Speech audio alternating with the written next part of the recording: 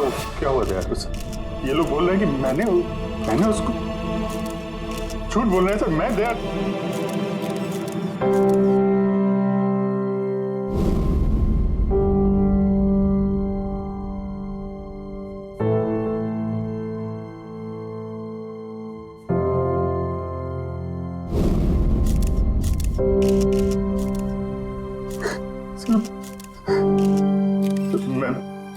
मुझे पता नहीं सर। मैंने कब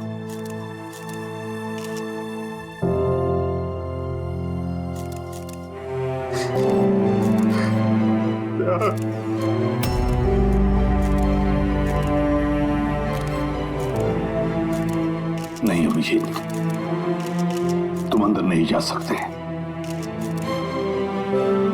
तुमने दया की जान ले ली है। तुम्हें गिरफ्तार कर रहा हूं।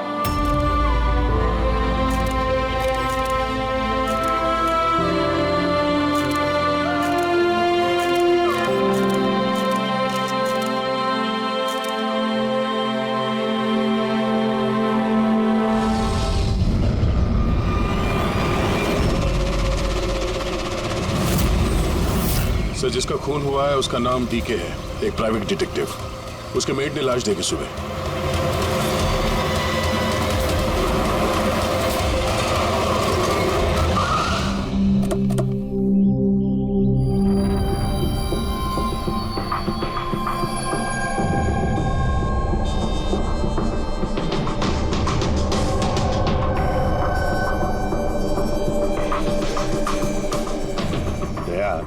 चेहरे के तो चिथड़े उड़ गए हैं। लगता है पॉइंट ब्लैंक रेंज से एक से ज्यादा गोलियां मारी है इसे।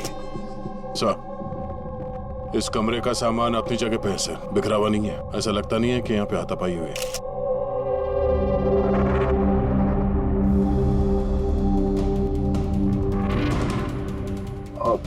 सर ये कबर्ड और सेफ तो खुला हुआ और सब सामान अपनी जगह पे भी। ऐसा लग रहा है कि इसको किसी ने हाथ ही नहीं लगा।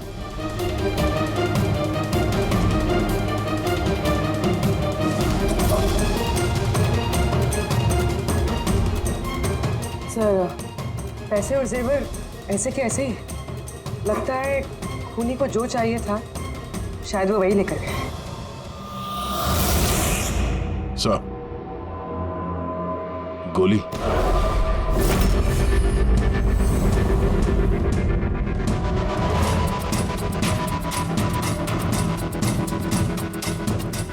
तीन गोलियां चली है दया।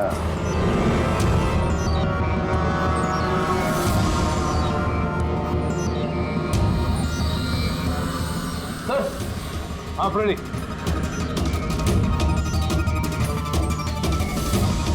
सर, ये खिड़की के कांच निकाले हुए हैं, मतलब खूनी यहीं से अंदर घुसा है। हाँ, काम करो फ्रेडी, फिंगरप्रिंट्स उठा। आ गया। डीके का मोबाइल फोन सर। बनने से पहले डीके ने 3 बार किसी संजय को कॉल किया। संजय? किसी संजय को जानती हैं? नहीं साहब। रात 1 बजे से 2:30 बजे के बीच में 3 बार। संजय की डिटेल निकालो सर। हाँ, और हाँ दया, ये अभिजीत कहाँ रह गया? तुमने उसे फोन करके कहा था ना यहाँ आने के लिए क्राइम सीन पर? हाँ सर, बताया था। शायद कहीं ट्रैफिक में फंस गया होगा। ट्रैफिक में? फोन करो उसे, कहो इसी वक्त आ जाए यहाँ पर। सर। हाँ।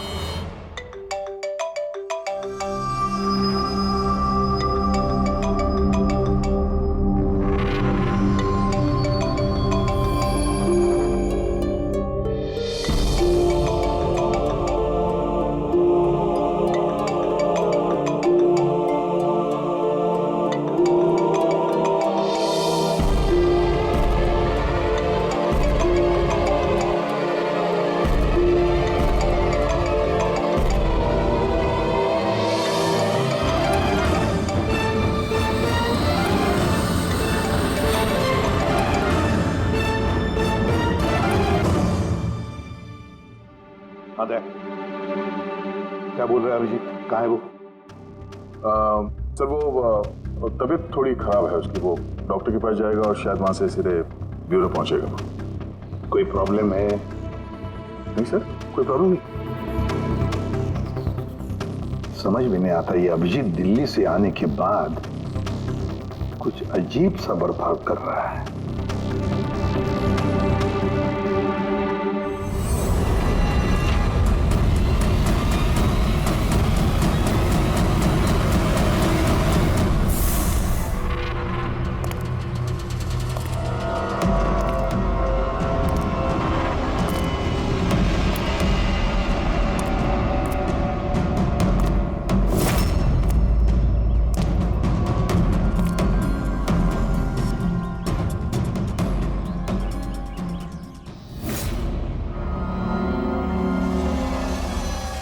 तुमको मेरी मदद की जरूरत है। तुमको? हाँ? अरे भाई, तुम तो खुद एक सीआईडी ऑफिसर हो। हाँ, लेकिन ये काम मैं खुद नहीं कर सकता। चलो ठीक है, कर देंगे मदद। तू भी क्या याद रखेगा। चल चाय वाय तो पी। नहीं यार, वो मैं ठीक हूँ भाई। आई मीन देख चेतन, ये काम जो है ना, इसके बारे में किसी को खबर नहीं होनी चाहिए, खासतौर पे मेरी टीम को। कैसी बात कर रहा है यार, इतने दिन की दोस्ती है अपनी, इतना भी भरोसा नहीं है? बता काम क्या है? किसी का पीछा करना है, नजर रखनी है उस पे, और इस काम के मैं तुझे पैसे भी दूंगा। क्या बात कर रहा है यार, दोस्ती में पैसा? चल ठीक है, तेरा इच्छा है तो दे देना पैसा। वैसे पीछा किसका करना है?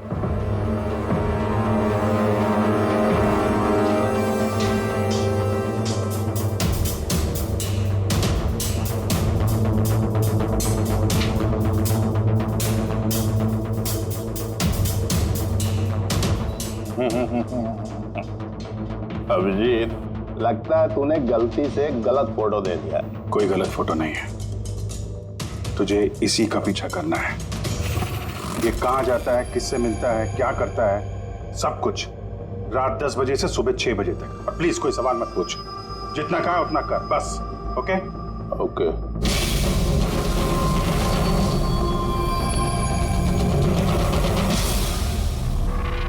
या तो अभिजीत पागल हो गया है, या बहुत बड़ा कोई गेम चल रहा है।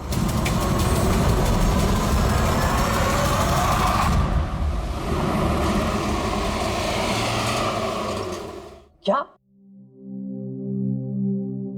डीके का खून हो गया? मरने से पहले डीके ने आखिरी बार फोन पे आपसे बात की थी आधी रात को। क्या बात क्या हुई थी आपकी? वो मेरे कहने पर किसी पर जासूसी कर रहा था। कुछ सबूत मिला उसे, इसलिए उसने फोन किया था मुझे। जासूसी क्यों? मेरी बॉस मंदिरा जी के लिए। मंदिरा? कुमार ज्वेलर्स की मालकिन, मशहूर पेज 3 सेलिब्रिटी। उस दिल्ली वाले केस के बारे में तो आप सबने सुना है। ओहो, मंदिरा कुमार, मंदिरा जी। उन पर तो उनके पति, सास ससुर और केयरटेकर्स को मारने का इल्जाम था, है ना? जी। मगर सबूत न मिलने पर कोर्ट ने मंदिरा जी को बरी कर दिया। और उसके कुछ ही दिनों बाद मंदिरा जी के पर्सनल असिस्टेंट ईशाना, उसने भी आत्महत्या कर ली।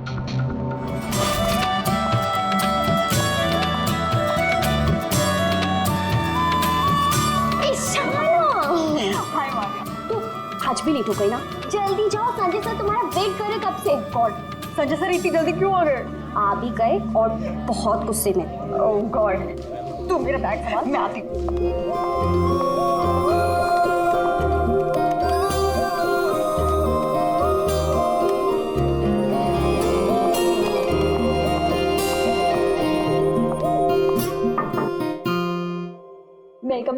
कम इन।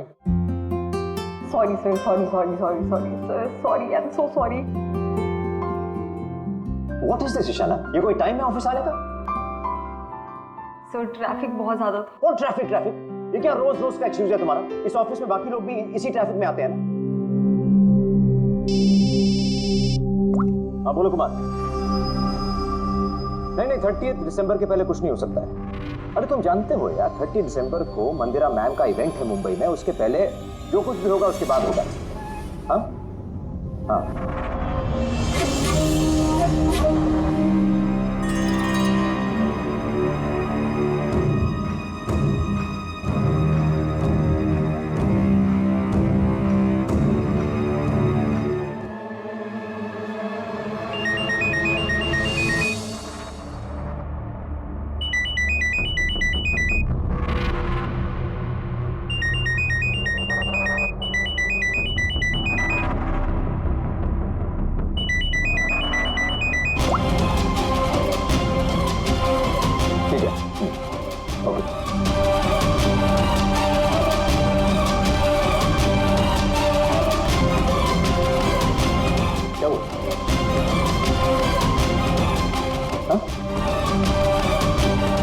ईशाना, वहां बाहर क्या देख रही हो?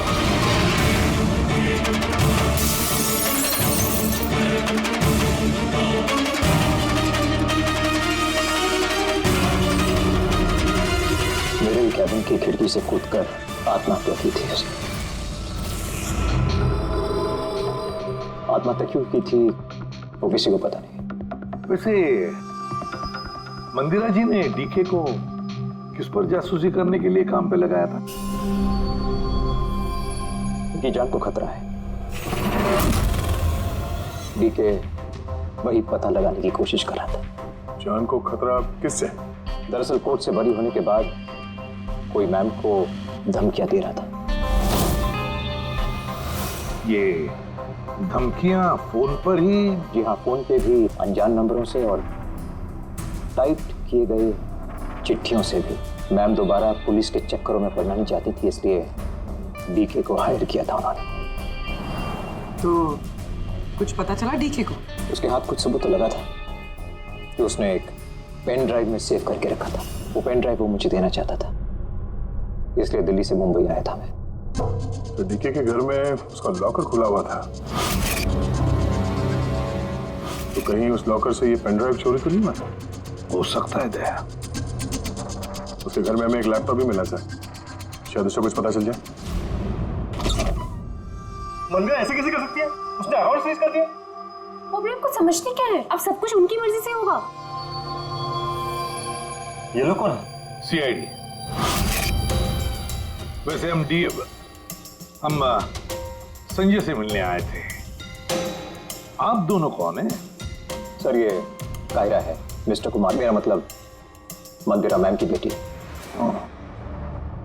और ये मैम के बहनोई हैं, मिस्टर सबीर। हम मंदिरा जी और उनके पूरे परिवार से कब मिल सकते हैं? क्योंकि उनकी जान की हिफाजत अब हमारी जिम्मेदारी है। इनफैक्ट मंदिरा मैम, कायरा के चचेरे भाई शिखर और उनकी पत्नी अमारा सब आज रात को ही आ रहे हैं। 30 दिसंबर को कुमार ज्वेलर्स का एनुअल चैरिटी इवेंट है, उसमें शामिल होने के लिए। तो ठीक है, कल सुबह सुबह ही मिलते हैं।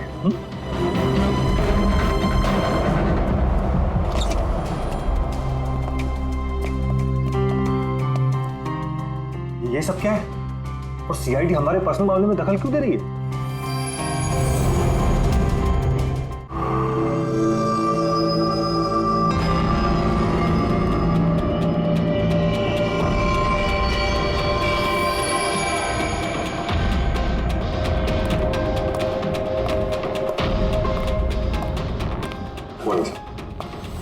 हेलो सर, अब तबीयत कैसी है आपकी? मर्डर इन्वेस्टिगेशन है सर, प्राइवेट इन्वेस्टिगेटर डीके की। घर ही में मौत हुई है सर। ये पूरी केस फाइल है।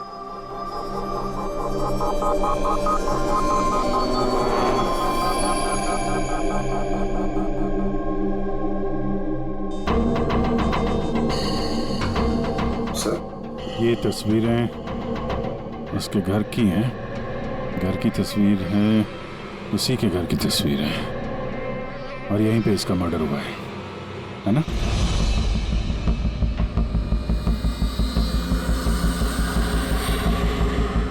बराबर यहीं पे मर्डर हुआ है इसका। पंकज, ये क्या पूछ रहे हैं हमसे? हमने अभी अभी तो यही बताया।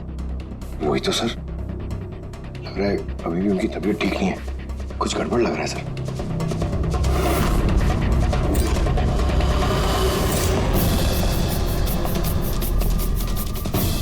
अभिजीत,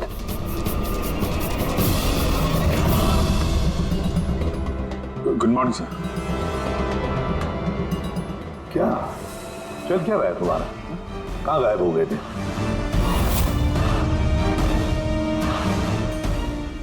अरे अभिजीत, तुम्हारी तबीयत खराब थी ना, तो डॉक्टर के पास जाना था, यहाँ क्यों? हाँ सर, वो कुछ दिनों से थोड़ी गड़बड़ चल रही है सर, पर अब ठीक है, आई एम बेटर नाउ। या गड़बड़ चल रही थी। सर, डीके संजय को जो पेन ड्राइव देने वाला था, तो उसका जो डेटा है वो हम हासिल करने का एक तरीका है सर। पेन ड्राइव तो मिला नहीं ना दे, तो फिर डेटा कहाँ से लाओगे? सर है ना, एक तरीका है, वो हम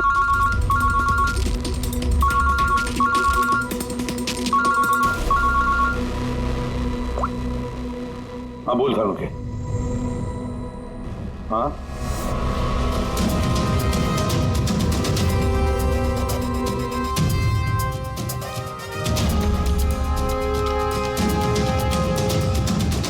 है सर।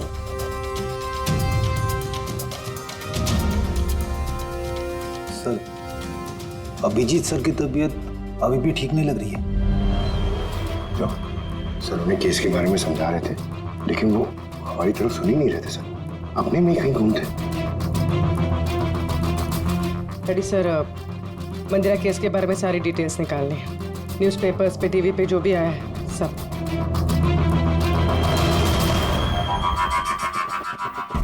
घर में घुसने का एक ही रास्ता है, मेन गेट, और चाबी डीके और उसके घर के मेट के पास रहती है। बाथरूम की खिड़की, मतलब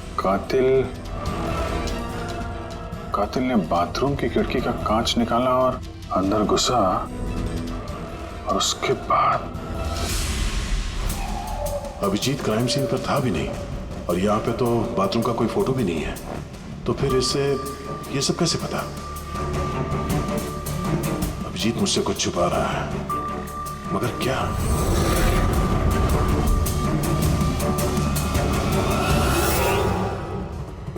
डीके के कंप्यूटर से जो डेटा डिलीट हुआ है वो उसके ऑनलाइन अकाउंट से निकाला जा सकता है, बस एक बार ये पासवर्ड मैच हो जाए।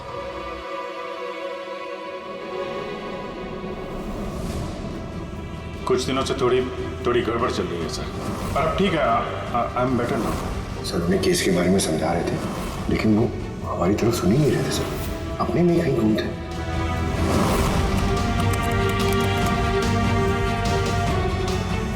यस सर, पासवर्ड मैच हो गया।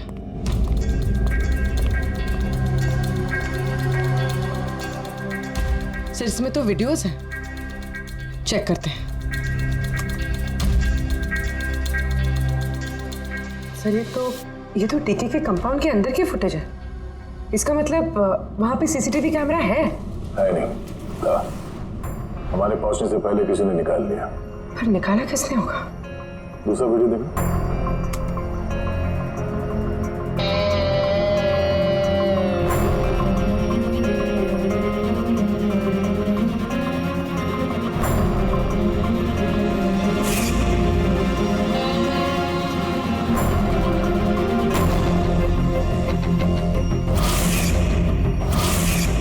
ये कैसे हो सकता है?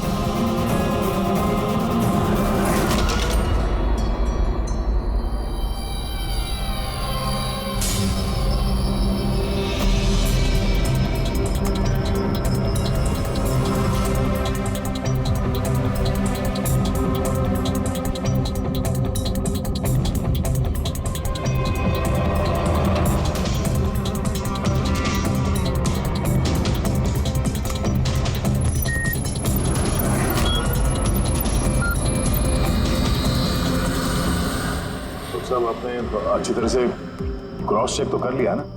मतलब गन तो हमारे पास है नहीं, तो कहीं कोई गलती? नहीं था, कोई गलती नहीं। मैंने एक बार नहीं 10 बार क्रॉस चेक किया है। मानता हूं कि गन हमारे पास नहीं है, लेकिन गन के रिकॉर्ड्स तो हमारे पास हैं। वो गोलियां जिससे डीके की मौत हुई है, वो गोलियां उसकी ही गन से चली है। गोलियों का पैटर्न, गोलियों पर लगे हुए निशान, सब ये बात साबित करते हैं कि वो अभिजीत की गन है। सर गोली अभिजीत की गन से चली है, लेकिन ये जरूरी तो नहीं कि उसी ने गोली चलाई है। एग्जैक्टली सर, इसलिए मैंने ये बात एसीपी साहब को भी नहीं बताई, सिर्फ आप दोनों को बताई, ताकि मैं इस मामले के तह तक जा सकूं। क्या तुमने ये बात एसीपी को नहीं बताई? क्या बताऊं सर, क्या बताऊं एसीपी साहब को? जब मेरा दिल नहीं मान रहा तो मैं उनको क्या बताऊं? अगर ये बात तुम्हारा दिल नहीं मान रहा था तो तुमने फोन करके क्यों मुझसे पूछा कि जिस गन की गोलियों से डीके की मौत हुई है वो गन अभिजीत की है या नहीं? वो क्या था जिसकी वजह से तुम्हें अभिजीत पर शक हुआ? क्या था वो? इसलिए सर क्योंकि जब हमने, जरा पीछे ले जाना,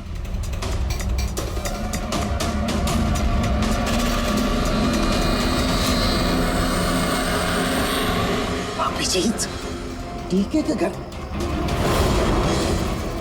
दया फिर भी तुम अभिजीत को बचाने की कोशिश कर रहे? देखो दया, अभिजीत और तुम्हारी दोस्ती को मैं बहुत अच्छी तरह से मानता हूं, उसका आदर भी करता हूं, लेकिन ड्यूटी, अपना फर्ज किसी भी रिश्ते, किसी भी दोस्ती से ज्यादा बड़ा होता है, और ये बात मुझे तुम्हें बताने की जरूरत नहीं है। सर बिना ठोस सबूत के अभिजीत सर पे शक करना? सबूत नहीं था तो क्या था पूरी? अभिजीत डीके के घर में घुसा, ये सबूत नहीं तो क्या है पूरी? अभिजीत सर डीके के घर में घुसे ये हमने देखा, लेकिन उन्होंने डीके का खून किया ये तो नहीं देखा ना। सर ये भी तो हो सकता है कि उनकी गन से डीके को किसी और ने मारा हो सकता है, ये हो सकता है कि अभिजीत की गन से डीके को किसी और ने मारा, लेकिन ऐसी हालत में अभिजीत की गन अभिजीत के पास नहीं होनी चाहिए। क्या तुम लोगों को अभिजीत ने बताया? उसने बताया कि उसकी गन गुम हो चुकी है, कोई गुमशुदगी की रिपोर्ट लिखाई उसने? वो सवेरे से तुम लोगों के साथ है, क्या उसने बताया कि वो ऐसे अजीब से कपड़े पहन करके डीके के घर में क्यों घुसा, और वो भी बाथरूम का शीशा तोड़? बताया? सर आपके सारे सवालों का जवाब मैं अभिजीत से पूछ लूंगा, पर सर तब तक के लिए प्लीज सर, तब तक के लिए एसीपी साहब को कुछ मत बताना। मैं तुम लोगों की हालत को समझ रहा हूं, मुझे खुद भी अच्छा नहीं लग रहा है। Please sir, please.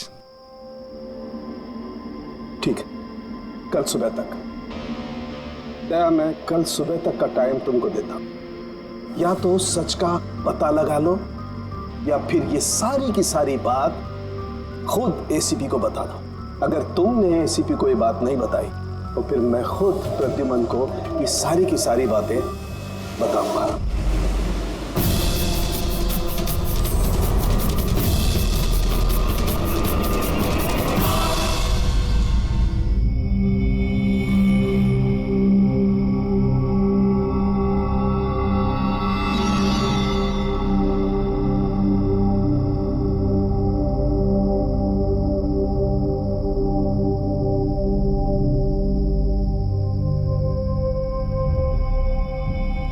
आधा घंटे से ऊपर हो गया, 10 का 10:30 बज गया, अभी तक आया ही नहीं।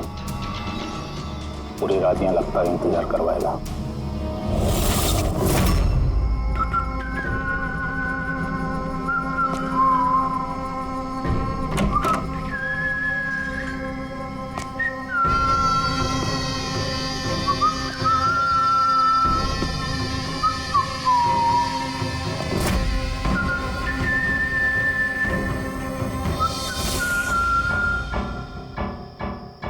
तुझे इसी का पीछा करना है।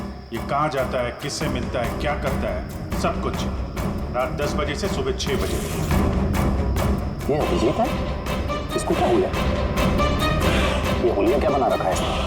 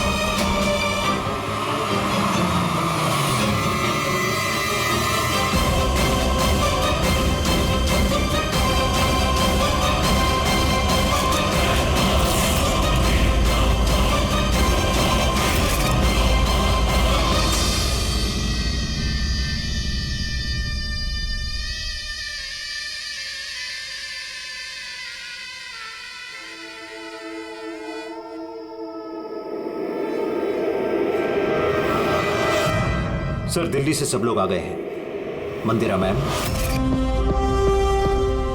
हमारा मंदिरा के देवर की बहू, कायरा मंदिरा की सौतेली बेटी, सबीर मंदिरा का बहनोई, शिखर मंदिरा के देवर का बेटा। आइए मैम, ये है सीआईडी की टीम। एसीपी साहब, अच्छा हुआ आप लोग आ गए। डीके के कातिल का पता चला? अरे आपको तो मालूम होगा कि हमारा मशहूर एनुअल इवेंट 30 दिसंबर को होने वाला है। आई होप कि आपने मेरी सिक्योरिटी के सारे बंदोबस्त करा दिए हैं। देखिए मुझे गलत मत समझिएगा, लेकिन मैं कोई चांस नहीं लेना चाहती एक्चुअली। ये इवेंट मेरे लिए बहुत ज़्यादा इम्पोर्टेंट है, लेकिन अपनी जान से ज़्यादा नहीं। क्या आपको पूरा यकीन है कि आप मेरी हिफाजत कर पाएंगे? और डीके के केस में क्या प्रोग्रेस हुई? उसकी तहकीकात कहाँ तक पहुंची? वो सब जानने की आपको कोई जरूरत नहीं है मंदिरा जी। रही बात आपकी सुरक्षा की, वो हमारी जिम्मेदारी है। How interesting. भाभी जी आपको डर लग रहा है मंदिरा जी को? भाई जिसका कानून भी आज तक कुछ नहीं बिगाड़ पाया, मानना पड़ेगा उस इंसान को जिसने आपको डरा दिया। शायद उसे पता नहीं होगा ना इनके बारे में कि ये क्या क्या कर सकती है। क्या आपको भी लगता है कि मैंने अपने पति और बाकी लोगों को मारा है? देखिए मंदिरा जी, आप पर जो भी आरोप है उससे हमें कुछ लेना देना नहीं है। कोर्ट ने आपको बरी कर दिया और हम कोर्ट के फैसले का सम्मान करते हैं। आप सिर्फ इतना बताइए, आपको किस पे शक है?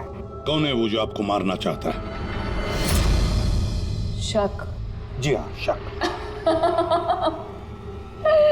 नहीं, मुझे शक किसी पर भी नहीं है, बल्कि मुझे पूरा यकीन है कि मेरे मरने के बाद ये सब बहुत खुश होंगे। और मुझे मारने की साजिश में भी इनमें से किसी एक का हाथ है। And I am very sure कि ईशाना की आत्महत्या में इनमें से किसी एक का हाथ है। अब आप ही बताइए, इतने प्यारे अच्छे रिश्तेदारों के होते हुए मुझे दुश्मन की क्या जरूरत है? मॉम प्लीज, आप फिर से अपना ये इमोशनल ड्रामा शुरू मत कीजिए। यहाँ पे ऐसा कोई क्रिमिनल नहीं है जो आपको मारना चाहेगा। राइट। खुद को बेगुनाह और बाकी सबको विलन समझना, ये तो भाभी की पुरानी आदत है। आई स्वेयर मैंडी, मुझे तो इस कहानी पे यकीन ही नहीं है। कौन मारना चाहता है तुमको और किसने धमकियां दी हैं? कहाँ है वो धमकी भरे खत? हाँ मंदिरा जी, कहाँ है वो खत? वो मुझे याद नहीं, मैंने फेंक दिए। सी, आई न्यू कि आप यही बोलोगे। सो कन्वीनियंट। बस हो गया। आप लोग एक दूसरे पर कीचड़ उछलना बंद कर दीजिए और एक बात अच्छी तरह से याद रखिए, हमें सब पर शक है। और जब मैं सब पर कहता हूं उसका मतलब है आप सब पर शक है, आप सब पर। और एक बात, हमारी परमिशन के बगैर आप ये शहर छोड़ नहीं सकते। कोई भी शहर छोड़कर नहीं जाएगा। अगर जरूरत पड़े तो हम आपको दोबारा बुला लेंगे। Thank you very much. Thank you.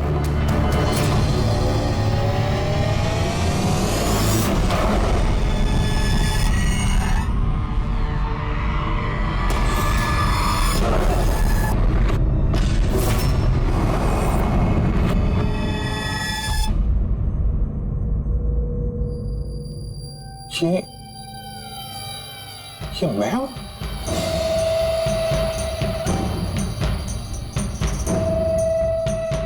ये कपड़े पहन के घूम रहा था। ऐसे कपड़े तो रोज सुबह मेरे वॉशिंग मशीन में धुल रहे होते हैं।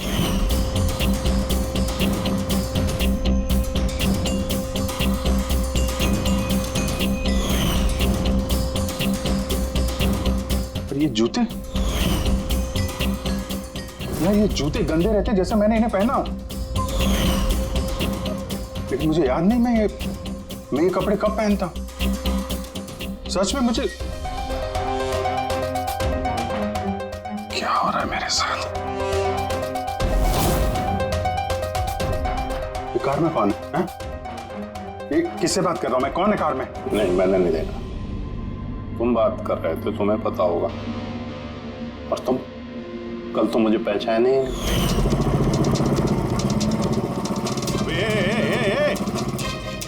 चांद के छल्ले, तुझे सुसाइड करना है तो किसी बड़ी गाड़ी के नीचे जाना। खाली फोकट मेरे सामने क्यों आ रहा है? तो तू कैसे बात कर रहा है? और ये क्या बन के घूम रहा है तू? ये अपन का स्टाइल है, टोनी का स्टाइल। तू कौन? मैं कौन? मुझे नहीं पहचानता है? और ये टोनी कौन है? अरे टोनी अपन है, और कौन? यार अभिजीत, देख यार, किसी केस के सिलसिले में तू ऐसा कर रहा होगा तो मुझे बता दे यार। डरा मत भाई। अदड़ा कौन अभिजीत? कौन सा केस? ये तू क्या बोल रहा है ना, मेरे भेजे में कुछ घुस नहीं रहा, समझा? टोनी नाम है मेरा, टोनी। टोनी से पंगा नहीं लेने का, समझा? चलावा आने दे और टोनी को जाने दे।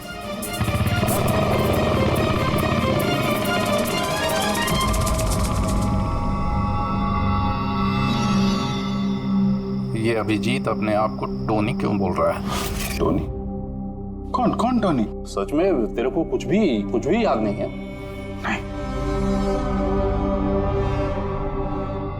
मुझे कुछ याद नहीं, सच कह रहा हूं मैं। मतलब तू कार में उन लोगों से बात कर रहा था, उसके बाद तू गेस्ट हाउस के अंदर गया।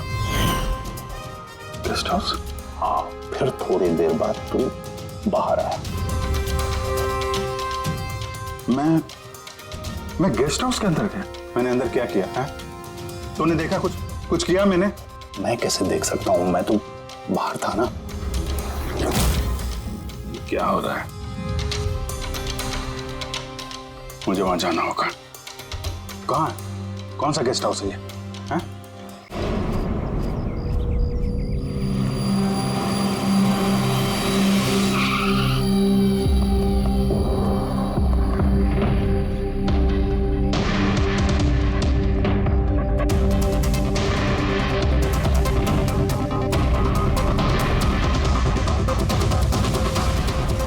सर, खून।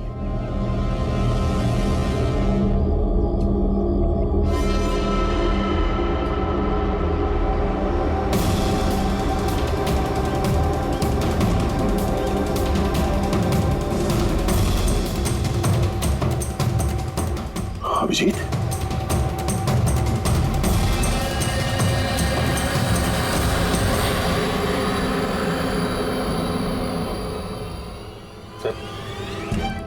तुम यहाँ पे?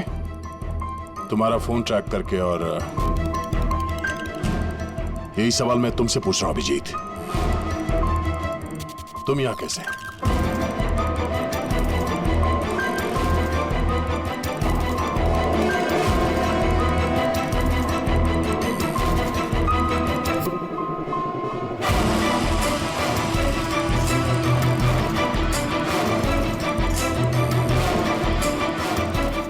नहीं, ये मैं बताता हूँ दया, यहाँ पे क्या हुआ। अभिजीत, यहाँ पे क्या हुआ वो तो हमें दिख रहा है, तुम बताओ किसने किया ये? हाँ? तुमने इन दोनों को मारा? मैंने? अभिजीत, मैं तुमसे कुछ पूछ रहा हूं। तुमने मारा इनको?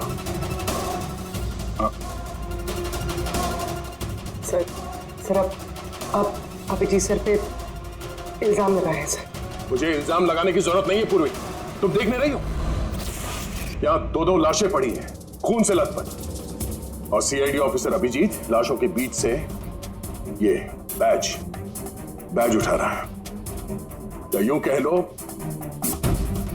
कि सुराग चुरा रहा है। अभिजीत, मैं फिर पूछ रहा हूं तुमसे, मुझे तुम्हारे साथ अपराधियों जैसे बर्ताव करने पे मजबूर मत करो। तो क्या करूं मैं? क्या बोलूं मैं? अगर मैं बोलूं कि मैंने ये नहीं किया तो मानोगे? अगर मैं कहूं कि मुझे पता नहीं कि मैंने किया है या नहीं, आई नो मैं अनर्गल बोल रहा हूं, लेकिन तुम लोग तो मुझे जानते हो ना। अभिजीत, यहां मेरे सामने जो सबूत पड़े हैं उनको देखकर हम कुछ कह नहीं सकते। मुझे अपना फर्ज निभाना होगा।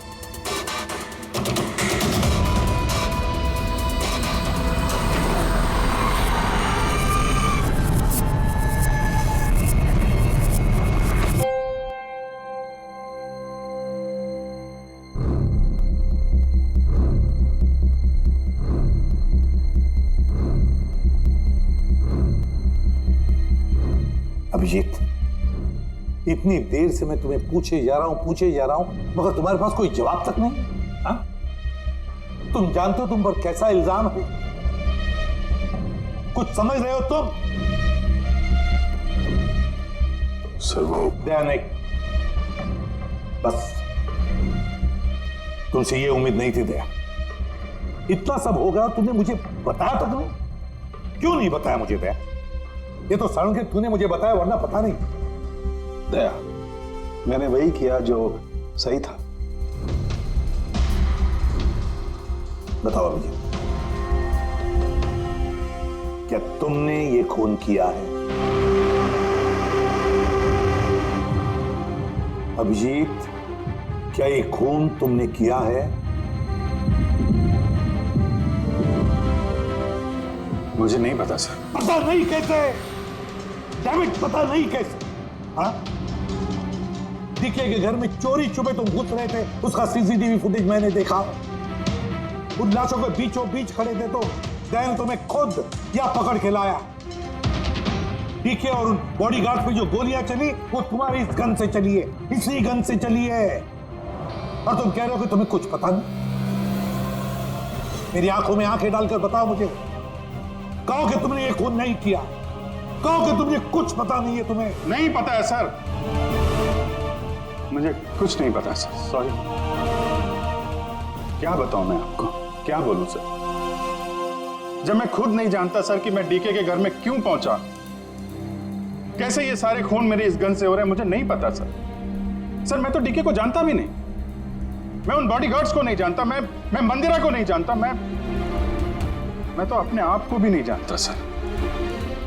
मैं क्या करता हूं, कहां जाता हूं, किससे मिलता हूं, मुझे नहीं पता। पिछले कुछ दिनों से मेरे साथ कुछ तो हो रहा है, लेकिन मुझे ठीक से पता नहीं चल रहा है। दिन भर सब कुछ ठीक रहता है, रात को घर जाता हूं, खाना खा के सो जाता हूं, और जैसे ही सुबह उठता हूं तो अजीब से कपड़े, अजीब से जूते जो मेरे नहीं हैं, पता नहीं कहां से मेरे घर में आ जाते हैं। कपड़े वॉशिंग मशीन में धुल रहे होते हैं, जूतों पे मिट्टी लगी रहती है, ऐसा लगता है कि जैसे मैंने उनका इस्तेमाल किया है, लेकिन मुझे पता नहीं चलता। थकान सी रहती है, ऐसा लगता है कि जैसे मैं रात भर जगा हूं, लेकिन जग के मैंने क्या किया मुझे नहीं पता। लगता है हर रोज मेरी जिंदगी के 6-8 घंटे गायब हो जाते हैं, जिनके बारे में मुझे कुछ पता नहीं। आप कहते हैं कि मैं डीके के घर गया, हो सकता है, लेकिन मुझे नहीं पता। मैंने डीके और उन बॉडीगार्ड्स को मारा, लेकिन मुझे नहीं पता। मैं मंदिरा को मारने की कोशिश कर रहा हूं, लेकिन मुझे नहीं पता। मैं क्या करता हूं, मैंने क्या किया है, मैं क्या करने वाला हूं, मुझे नहीं पता सर, मुझे नहीं पता।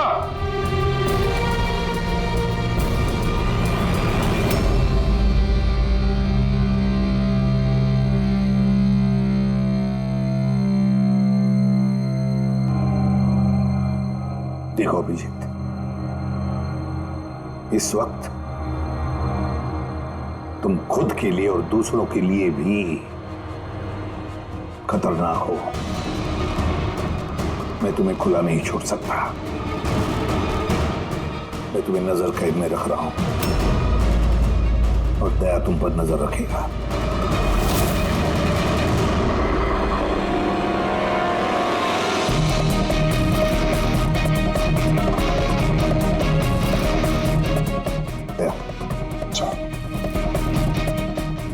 बात अच्छी तरह से याद रखना, तुम अपने दोस्त पर नहीं बल्कि एक कातिल पर, एक खूनी पर नजर रख रहे हो।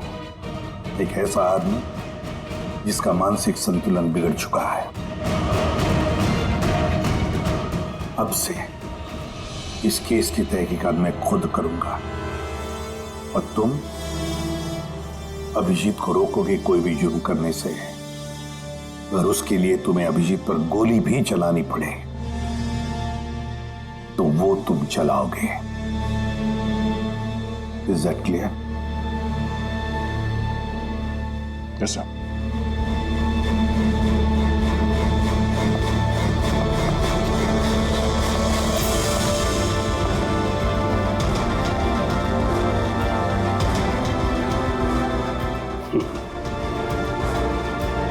हथकड़ी लगा दो यार। सुना ना, मानसिक संतुलन ठीक नहीं है मेरा।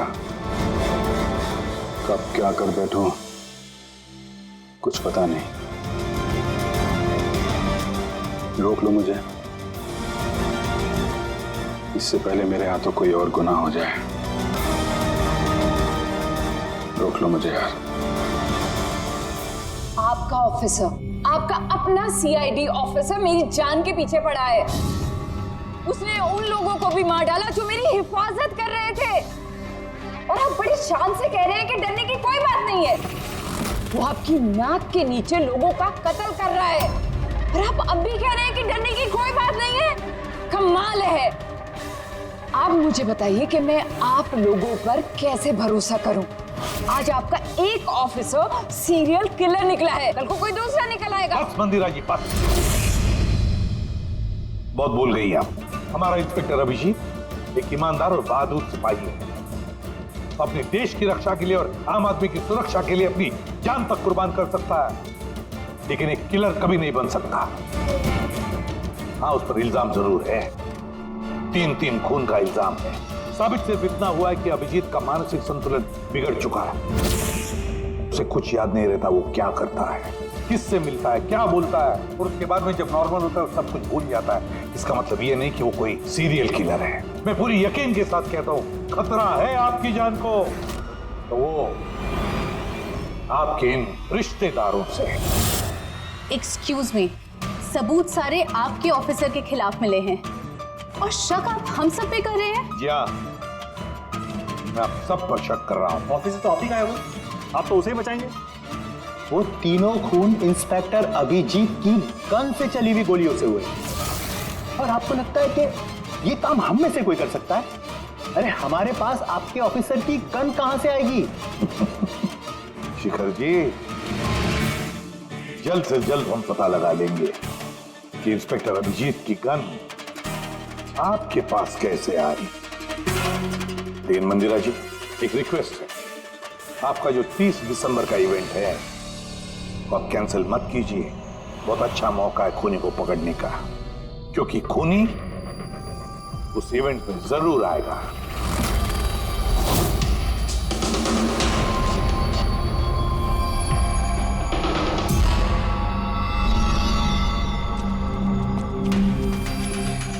सर हाँ संजय, क्या बात? आप अभिजीत सर के बारे में कुछ कह रहे थे कि उनके जहन में कोई और शख्सियत घुस जाती है, याददाश्त उनकी, मतलब उन्हें रात के कुछ घंटे याद नहीं रहते। हाँ, बिल्कुल ऐसा ही, एग्जैक्टली ऐसा ही किसी और के साथ भी हुआ था। किसके साथ? हाँ सर, ईशाना। ईशाना?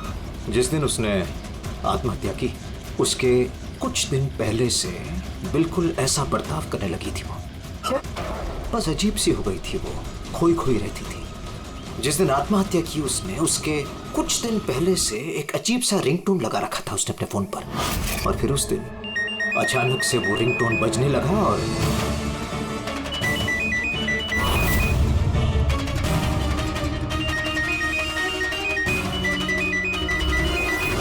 ऐसा लग रहा था कि वो ईशाना नहीं कोई और है। सर, अभिजीत सर भी तो दिल्ली से आने के बाद इस तरह से बिहेव कर रहे हैं। हाँ, ईशाना, अभिजीत, दिल्ली, ये तीनों का कोई ना कोई कनेक्शन जरूर है, कुछ ना कुछ तो गड़बड़ जरूर है, कुछ ना कुछ तो है।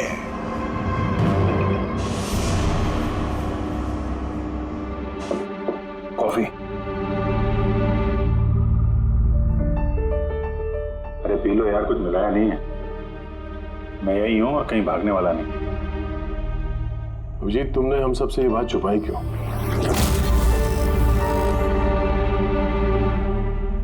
छुपानी पड़ी यार। क्या करता, मुझे कुछ समझ में नहीं आ रहा था कि मैं क्या करूं, मेरे साथ क्या हो रहा है। मैं खुद ही कंफ्यूज हूं, तो मैं उसमें तुम्हें क्यों फंसाऊं यार। इसलिए और कोई बात नहीं है। मुझ पे भरोसा नहीं रहा या मुझे इस लायक नहीं समझते कि मैं तुम्हारी कोई मदद कर सकता हूँ? क्या यार, कैसी बात कर रहा है यार, ऐसा कुछ नहीं है। तो फिर कैसी बात है? मुझे तो ये लगने लगा है कि मैं तुम्हें जानता भी नहीं हूँ। इस वक्त मैं यहाँ बैठ कर जिस आदमी से बात कर रहा हूँ वो अभिजीत है या फिर कोई टोनी।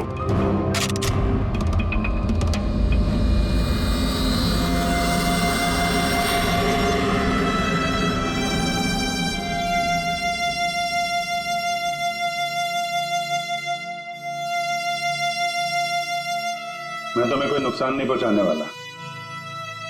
अभिजीत हूं या टोनी, सपने में भी नुकसान नहीं पहुंचाऊंगा। गन दिखाने की जरूरत नहीं है। बात यह है ही नहीं कि तुम मुझे कोई नुकसान पहुंचा सकते हो या नहीं।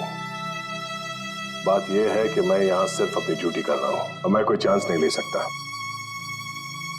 मैं तो तुम्हें शायद जानता भी नहीं हूं।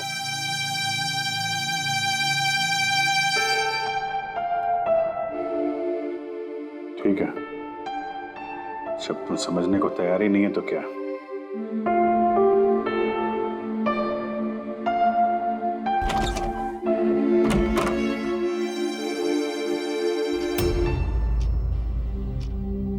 तो डॉक्टर महेश, हमने आपको सारी बात बता दी।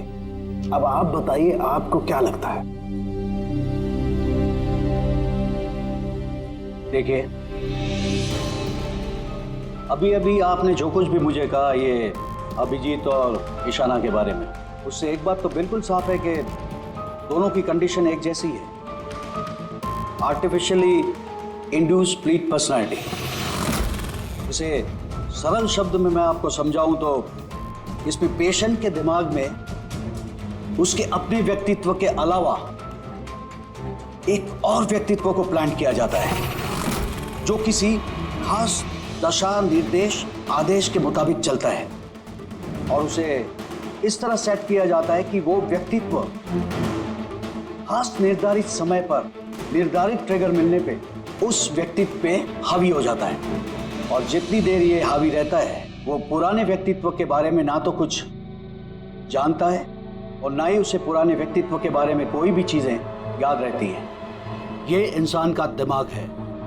इस दिमाग के दो मुख्य हिस्से हैं, सचेत मस्तिष्क यानी कि कॉन्शियस स्टेट ऑफ माइंड, जिसमें हम अभी हैं, और अचेत मस्तिष्क यानी कि semi conscious state of mind, जो हम सब सो रहे होते हैं उस वक्त होता है। और कभी कभी जागते हुए भी किसी नशे या किसी दवाई के असर में हमारा अचेत मस्तिष्क एक्टिव होता है। सचेत और अचेत दोनों ही अवस्था में ही दिमाग अलग अलग होते हैं। इस अवस्था में दोनों ही दिमाग जो सोचते हैं, जो बातें, जो यादें, उसे सेव कर लेते हैं। सचेत मस्तिष्क में सेव बातें तो हमें बरसों तक याद रहती हैं, लेकिन अचेत मस्तिष्क में सेव की हुई बातें हमें याद नहीं रहती। डॉक्टर महेश, ये कुछ हिप्नोसिस जैसा, सम्मोहन जैसा, जिसमें इंसान के दिमाग को कंट्रोल करके उसे कुछ भी करवाया जा सकता है एक रोबोट की तरह से, और बाद में किसी खास आवाज से उस सम्मोहन को तोड़ दिया जाता है और इंसान को कुछ भी याद नहीं रहता। नहीं डॉक्टर सोलंकी, सम्मोहन अलग प्रक्रिया है। सम्मोहन में आप आदमी को तभी तक कंट्रोल में रख सकते हैं जब तक वो सम्मोहित अवस्था में है। सम्मोहित अवस्था से एक बार बाहर निकलने के बाद उसे वापस सम्मोहित करना पड़ता है। ये मुद्दा ही बिल्कुल अलग है। यहां पर इंसान के दिमाग में एक घटना जो बिल्कुल घटी नहीं है, एक व्यक्ति जो है ही नहीं, उसे उस इंसान के अंदर डाला जाता है। उसके दिमाग में ये बात फिट की जाती है। अच्छा, तो इसका मतलब है यही सब कुछ तो अभिजीत के साथ हो रहा है। किसी भी तरह से अभिजीत को ट्रिगर मिलता है जिसकी वजह से टोनी जाग जाता है। Exactly sir. रात को अभिजीत के सो जाने के बाद उसको जरूर कुछ आवाजें सुनाई देती होगी जो कि उस टोनी के लिए ट्रिगर हो सकती है। वो आवाज सुनते ही टोनी जाग जाता है, लेकिन अभिजीत वही सोया रहता है। टोनी जाग जाता है वो टोनी जो खूनी है, जो दरिंदा है, जो मुजरिम है, और अभिजीत के जानने वालों में से वो किसी को भी नहीं जानता।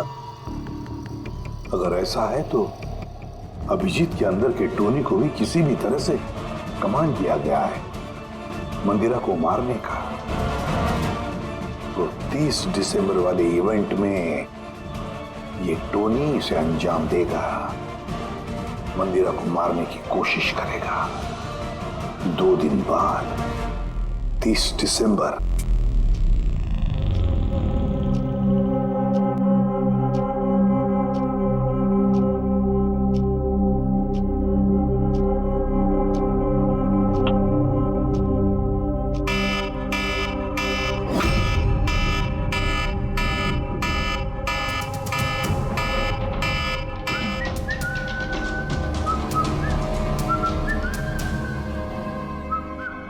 अभिजीत, अभिजीत, कहाँ हो?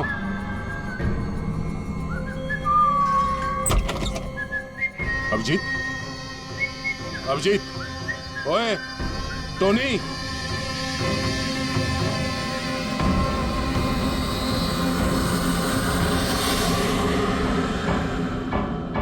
कौन है तू?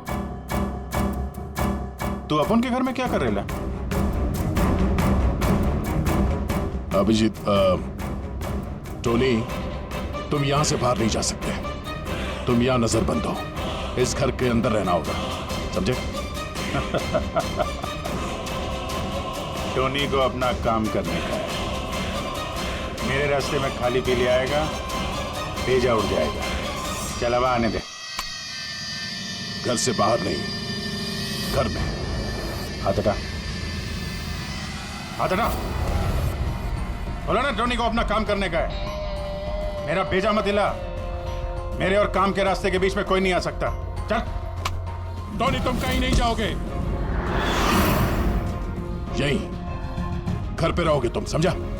क्या बोला? टोनी पे हाथ उठाया तूने? टोनी पे हाथ उठाया? अभिजीत, अभिजीत, अभिजीत।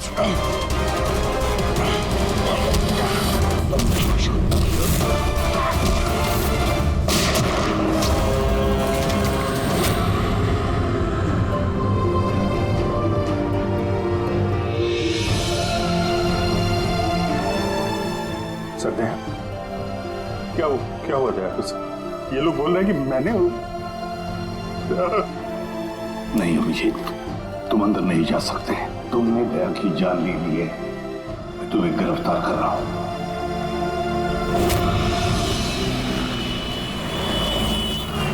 ईशाना के फोन रिकॉर्ड्स में डॉक्टर तानिया का नाम कई बार है। आप में से कोई जानता है डॉक्टर तानिया को? आत्महत्या करने से पहले वो डॉक्टर तानिया से मिली थी क्या? ये डॉक्टर तानिया कहीं डेंटिस्ट तो नहीं? ईशाना मरने से पहले कई बार एक डेंटिस्ट से मिली थी। मुझे नाम तो नहीं मालूम, पर हो सकता है ये वही हो। जितना मुझे लगता है ये कोई डेंटिस्ट तो नहीं है। कुछ दिनों पहले सीआईडी ऑफिसर अभिजीत यहाँ रुके थे। Yes ma'am. उस पूरे हफ्ते में यहाँ जो कोई भी रुका था उन सब की लिस्ट चाहिए, और उनके स्टे के दौरान इस लॉबी की सीसीटीवी फुटेज भी देखनी है।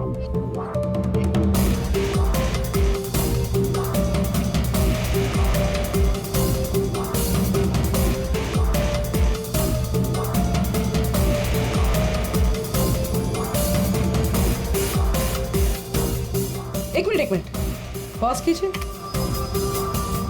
ये लड़की कौन है जिससे अभिजीत सर बात कर रहे हैं? पूर्वी, इस लिस्ट में डॉक्टर तानिया का नाम है और वो यहीं पे रुकी हुई थी जब तक अभिजीत सर यहाँ पे थे। शायद ये वही लड़की। क्या नाम है इस लड़की का? मैम डॉक्टर तानिया, हफ्ते भर यहीं थी वो। सर, तानिया से तुरंत मिलना होगा। सर तान्या मुंबई के पैराडाइज होटल में रुकी हुई है। क्या मतलब मुझे टिकट नहीं मिल सकता? लुक, मुझे अभी इसी वक्त इंडिया से बाहर जाना है। Do you understand? Yes. Doctor Tanya. जी, आप कौन? ईशाना, ईशाना की दोस्त, सीआईडी ऑफिसर पूर्वी।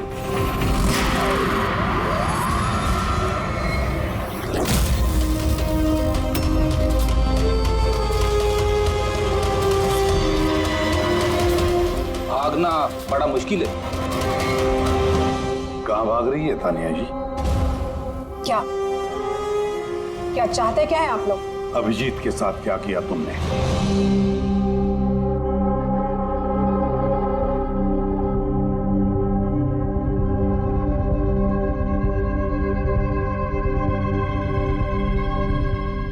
ईशाना और अभिजीत के दिमाग के साथ मैंने ही एक्सपेरिमेंट किया है। ईशाना को आत्महत्या करने के लिए और अभिजीत को एक मर्डर करने के लिए मैंने ही प्रोग्राम किया था। कैसे कैसे किया तुमने program? Artificially induced split personality के जरिए मैंने दोनों के दिमाग को सेट किया और अपने सेट शेड्यूल के मुताबिक दोनों को इस तरह प्लान किया कि एक ट्रिगर बजेगा या एक कॉल आएगा, और जब भी ये कॉल आएगा दोनों को वो सारे ऑर्डर्स मानने होंगे किसी भी हाल पे। वो फोन नंबर जहां से उनको फोन आते हैं, किसका नंबर है ये? वो एक पीसीओ का नंबर है। ईशाना ने मुझे ये नंबर दिया था अभिजीत के दिमाग में फीड करने के लिए। क्या कहा? क्या कहा तुम? अभिजीत के साथ ऐसा करने के लिए ईशाना ने कहा तुम्हें? जी। और फिर ईशाना की खुदकुशी, उसका क्या? उसका क्या? वो भी खुद ईशाना ने ही कहा था मुझसे करने के लिए। What? जी, कहा तो ईशाना ने ही था, बट आई एम श्योर कि इसके पीछे जरूर किसी और का हाथ है जिसके बारे में मैं नहीं जानती। क्यों क्यों करेगी ऐसा वो? ये भी उसकी कोई मजबूरी। हमें किसी भी हालत में अभिजीत को इसमें से निकालना होगा। ले चलो इसे। चलो। वो बाहर नहीं आ सकता। क्यों? मैंने अभिजीत के दिमाग को प्रोग्राम किया है, सम्मोहित नहीं कि जाकर उसका सम्मोहन तोड़ दूं। मैंने अभिजीत के दिमाग में खूनी को प्लांट किया है, टोनी को। यही है वो आर्टिफिशियली इंड्यूस्ड पर्सनालिटी जो अब कभी बाहर नहीं निकलेगा। और मैं चाहूँ भी तो भी मैं अभिजीत को इससे बाहर नहीं निकाल सकती, क्योंकि अगर मैंने ऐसा किया तो या तो अभिजीत पागल हो जाएगा या उसकी जान भी जा सकती है। मतलब ये कि जब भी ट्रिगर होगा टोनी मंदिरा को मार के रहेगा, और वो तब तक नहीं रुकेगा जब तक वो वाकई मंदिरा को मार नहीं देता, और इसके बीच में जो भी आएगा वो भी मरेगा। मंदिरा को मारने का ट्रिगर क्या है? क्या ट्रिगर है अभिजीत के लिए? ईशाना के केस में ट्रिगर था एक रिंगटोन, और अभिजीत के केस में ट्रिगर है रिमाइंडर टोन, एक खास तरह का बीप जो मैंने अभिजीत के मोबाइल पे सेट कर दिया था। हम अगर अभिजीत मंदिरा को कैसे मारेगा? क्या प्रोग्राम किया है तुमने, बताओ। वो तब तक मंदिरा को चाकू से मारता रहेगा जब तक कि बहुत सारा खून नहीं बह जाता। और कितने बजे के लिए प्रोग्राम किया ये? 10 बजे। माय गॉड, सिर्फ 2 मिनट बाकी है। गिरफ्तार कर लो इसे।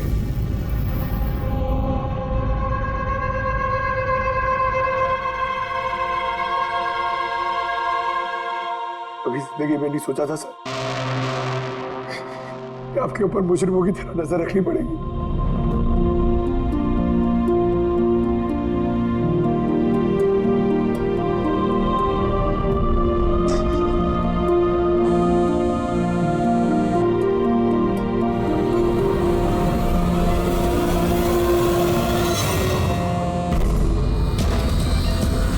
अंकल डैम इट, फोन उठाओ।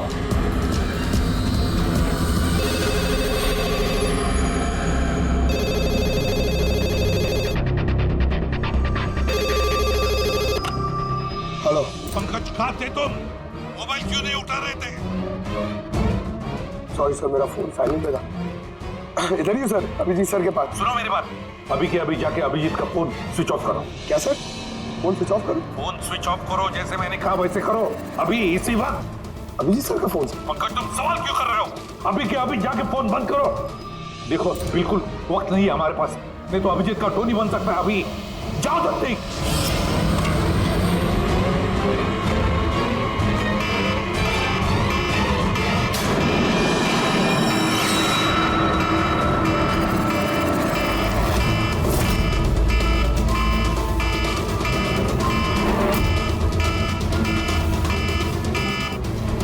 बस यार टोनी,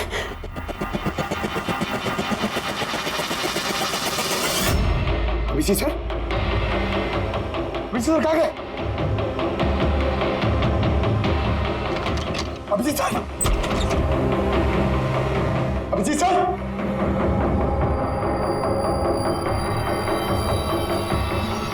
टोनी को बंद करके रखे। हाँ? टोनी को पकड़ेगा तू? टोनी को? जो भी हो, टोनी और मंदिरा के बीच में आएगा वो मरेगा।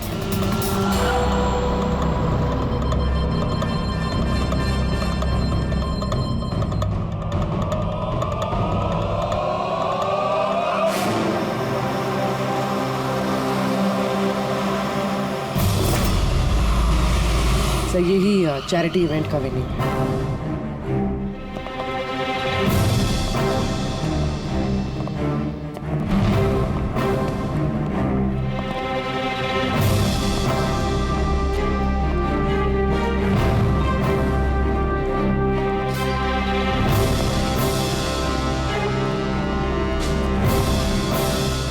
आप लोग रुक जाइए please.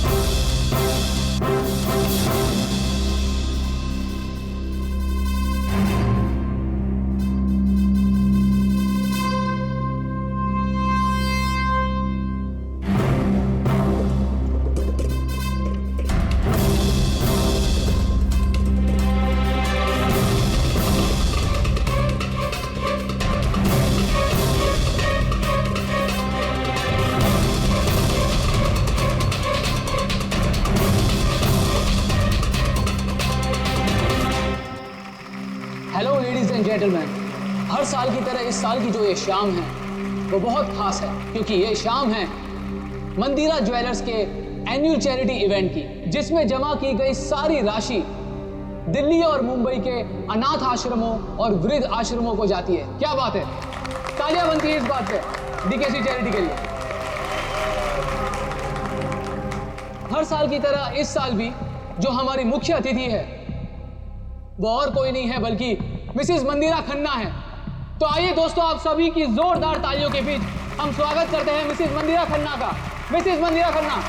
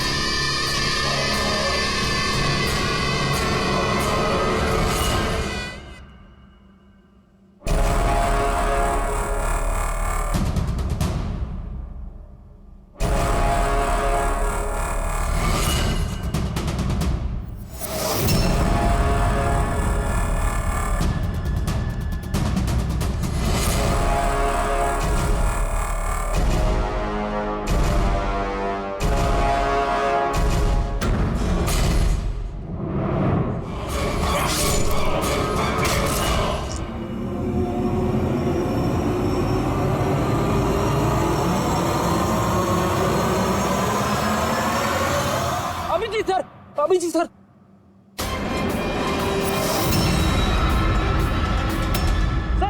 Sir light on. Sir अब जी ठीक है सर, जल्दी से हॉस्पिटल ले चलो, जल्दी आओ।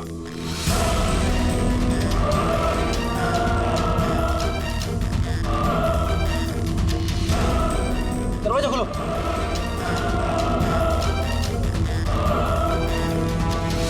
मंदिरा जी, टोनी ने अपना मिशन पूरा किया, मंदिरा जी को मारने का। वैसे हम पर भरोसा करने के लिए बहुत बहुत शुक्रिया मैम। आप लोग मुझे यहाँ क्यों लाए हैं? मुझे तो स्टेज पे होना चाहिए ना। मैडम, हमारा एक प्लान है। प्लान? पूर्वी,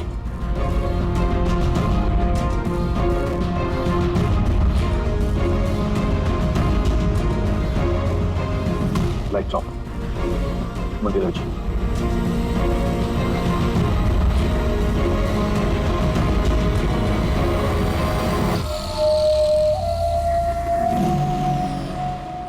और आपकी हिम्मत की भी दाद देनी पड़ेगी। Thank you.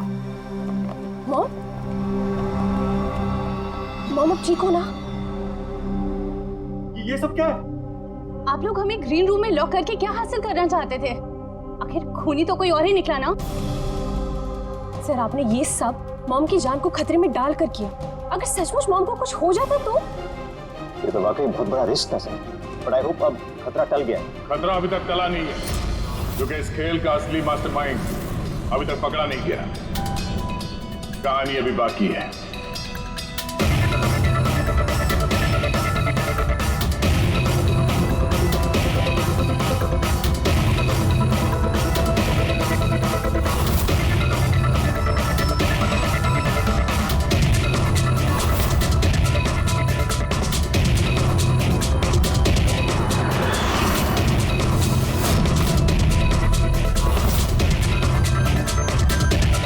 क्या हुआ? मुझे देख के अच्छा नहीं लगा? कभी कभी कातिल तक पहुंचने के लिए हमें मरना भी पड़ता है। इसका मतलब इनके खून की खबर नाटक थी? मेरी मौत से कातिल बड़ा खुश था कि वो कामयाब हो गया, और उसी समय का हमने फायदा उठाया। हम मंदिरा जी को बचाने में लगे हुए थे, और दया मास्टरमाइंड के पीछे लगा था। लेकिन असली मास्टरमाइंड है कौन?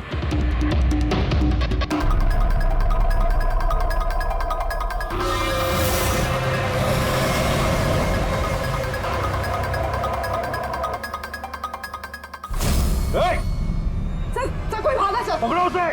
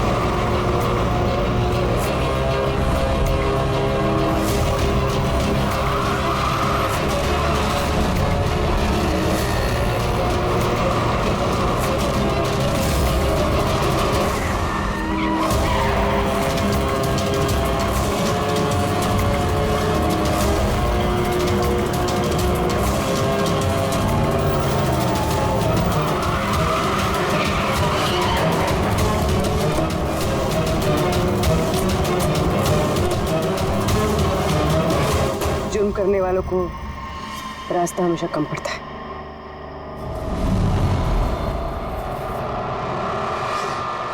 तुम ये सोच रही हो कि हमें कैसे पता चला कि खून तुमने किया?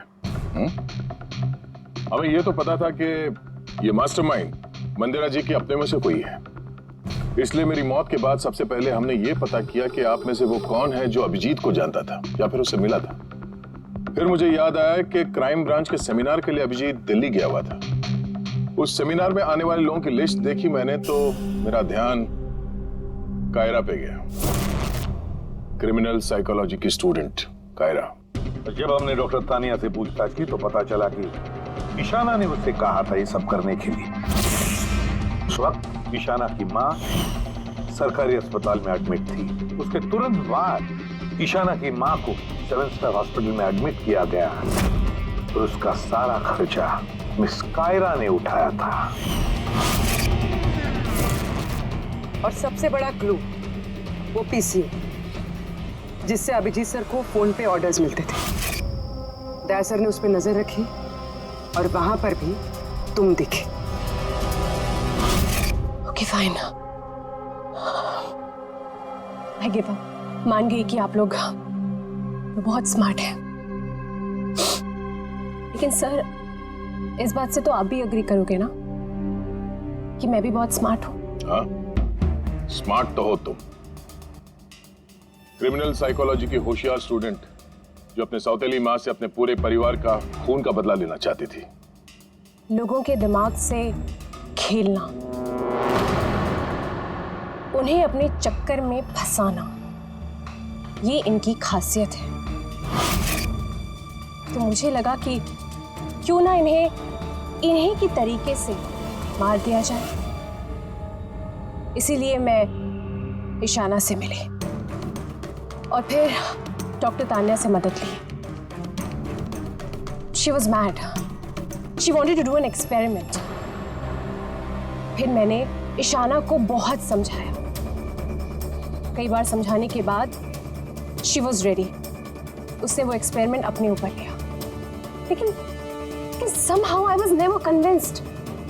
मुझे हमेशा कंफ्यूजन रहता था कि वो नहीं कर पाएगी एक्सपेरिमेंट। फिर उसी दौरान मैं दिल्ली में अभिजीत से मिली और उनसे मिलने के बाद मुझे लगा कि इतने सच्चे और ईमानदार पुलिस ऑफिसर के होते हुए ये एक्सपेरिमेंट कोई और क्यों करे। फिर मैंने और डॉक्टर तान्या ने अभिजीत को मोहरा बनाया और अपना एक्सपेरिमेंट उन पर किया। और ईशाना हमारे किसी काम की नहीं थी, इसलिए हमने उसे अपने रास्ते से हटा दिया। देखिए, और वो जो 2 बॉडीगार्ड, उन्होंने क्या बिगाड़ा था तुम्हारा? उन्हें क्यों मरवाया? ऐसा इसलिए किया क्योंकि सारा इल्जाम अभिजीत पर आ जाए और अभिजीत की बुलेट्स और गन्स हासिल करने के लिए टोनी था ना उसके दिमाग में। तुम इतनी खतरनाक हो सकती हो कायरा, मैं कभी सोच भी नहीं सकती थी। अब पता चल गया ना, तुमने मेरे माँ बाप के साथ, मेरी फैमिली के साथ जो भी किया है, तुम्हें जीने का कोई हक नहीं है। मैंने ये सब इसलिए किया क्योंकि मैं ये प्रूव करना चाहती थी कि इस दुनिया में किसी के भी दिमाग के साथ खेला जा सकता है, चाहे वो सीआईडी ऑफिसर ही क्यों ना हो। कायरा, बदले की आग में तुमने एक बहादुर सीआईडी ऑफिसर की जान के साथ खेला है, और तो और 4 मासूम लोगों की जानें भी ली। डीके, ईशाना और मंदिरा जी के 2 बॉडीगार्ड। बहुत गलत किया तुमने। कानून तुम्हें कभी माफ नहीं करेगा। तुम्हें तो फांसी होगी, फांसी। यार आप प्लीज ये सब याद मत करिए। एक बुरा सपना समझकर भूल जाइए। बुरा? डरावना?